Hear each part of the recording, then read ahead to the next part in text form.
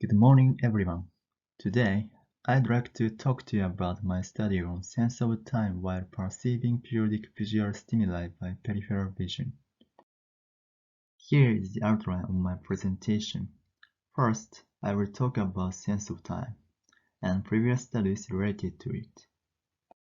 Next, I will talk about two experiments that we conducted.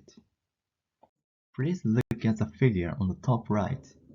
In this study, both patterns were placed at the top and bottom of a computer display as visual stimuli, and these visual stimuli flashed repeatedly to present periodic visual stimuli to the participants' peripheral vision. In the first experiment, we examined the effect of interfering with work on the display. For the second experiment, we examined the effect of changing one sense of time. The results of these experiments showed that periodic visual stimuli in peripheral vision have a limited effect on the interference of task on a display. In addition, time feels longer with increasing frequency of periodic visual stimuli, with the longest at a frequency of 60 times per minute. Sense of time is defined as evaluating how many minutes have passed by linking it to physical time, or comparing different durations to determine which is longer or shorter. We have all experienced the present time feels shorter while boring time feels longer. This mental variation of the passage of time and its changes is something we all know from experience, and it is one of the fundamental human senses.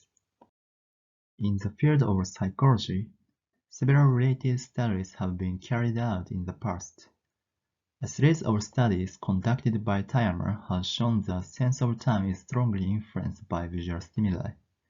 In particular, Timer found that time feels longer with increasing motion speed of visual stimuli presented at the center of a screen. In the field of informatics, there have been some attempts to use the relationship between sense of time and visual stimuli as an application. Matsui found that sense of time could be manipulated according to the speed of expansion of elliptical visual stimuli from the center to the periphery of display.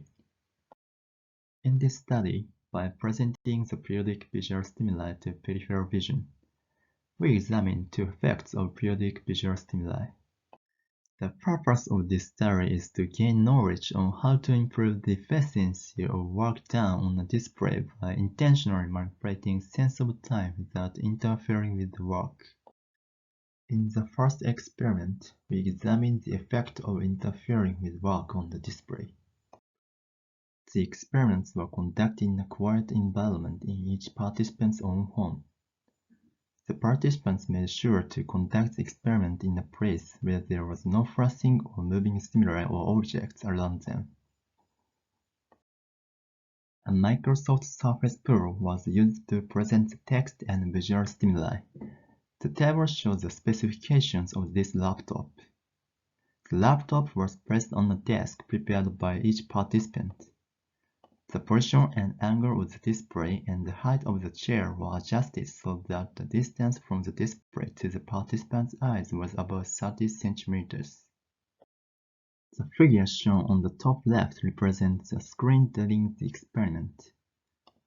The text in the center is a weather forecast in Japanese, which was read by the participants.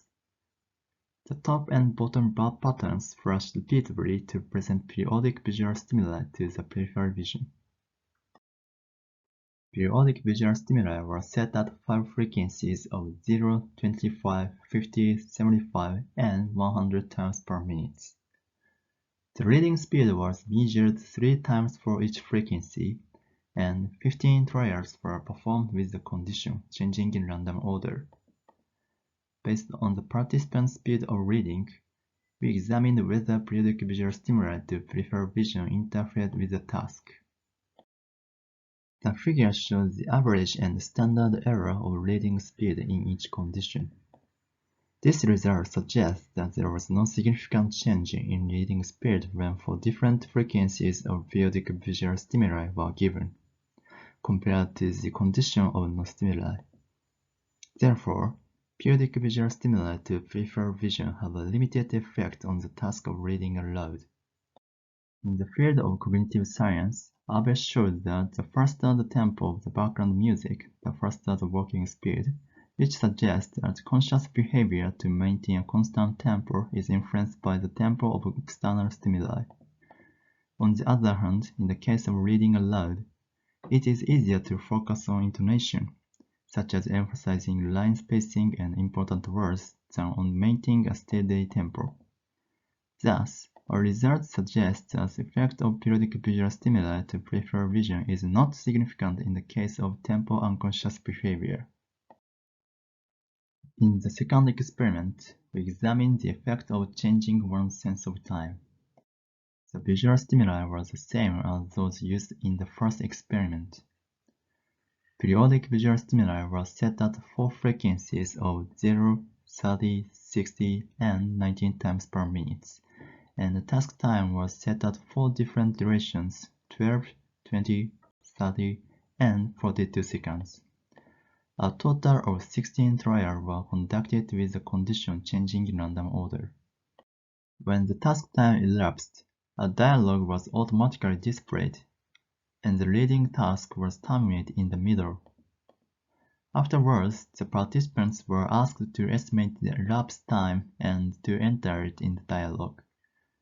The ratio of estimated time to task time was calculated, and this ratio is defined as TEV, or time evaluation value. Based on the participants' TEV, we examined the effect of changing one's sense of time. The average values and standard errors of TEV for each condition are shown in the figures. A TEV higher than 1 indicates that the participants evaluated time longer than actual elapsed time. At task time of 12 seconds, TEV at frequency of 90 times per minute was significantly higher than TEV with condition of 0. At task time of 20 seconds, TEV at frequency of 30 and 90 times per minute was significantly higher than TEV with condition of 0. At task time of 30 and 42 seconds, TEV at frequency of 60 times per minute was significantly higher than TEV with condition of 0. In all cases, TEV with condition of 0 is smaller than that of conditions with periodic visual stimuli. Therefore, these results suggest the periodic visual stimuli has the effect of making field time longer.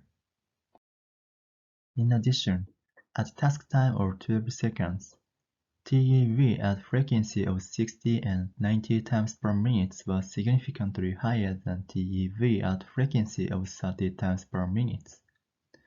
This result suggests that time feels longer with increasing frequency of visual stimuli for relatively short time of 12 seconds. Our results are consistent with the results of timer, which indicates that time feels longer with increasing moving visual stimuli speed. Therefore, our results suggest that increase in the frequency of visual stimuli have the same effect as the increase in motion speed of visual stimuli. On the other hand, at task time of 30 seconds, TEV at 90 times per minute was significantly smaller than that at 60 times per minute. In addition, in the task time of 42 seconds, there was a trend with the TEV with the frequency of 60 times per minute at the top. Our results suggest that TEV is maximum around 60 times per minute for relatively long period time evaluation of 30 and 42 seconds. Therefore, in the evaluation of 30 to 42 seconds, time feels longer when presented of periodic visual stimuli with a frequency of 60 times per minute compared with a condition without visual stimuli. Finally, let me summarize my presentation. In this study, 2 experiments were conducted to support the periodic visual stimuli to the peripheral vision affect the sense of time. The analysis of the results reveals the following findings. Periodic visual stimuli in peripheral vision have a limited effect on the interference of tempo unconscious tasks. Time feels longer with increasing periodicity of visual stimuli for relatively short task time of 12 seconds. Time feels longer when periodic visual stimuli are presented at frequency of 60 times per minute, compared with a condition without visual stimuli in evaluation of the duration of 30 to 42 seconds. This study demonstrated that periodic visual stimuli could produce similar effects to those produced by conventional methods using changes in the speed of visual stimuli. By conducting these two experiments, we have gained knowledge on how to improve the efficiency of work on a computer screen. This concludes my presentation. Thank you for listening.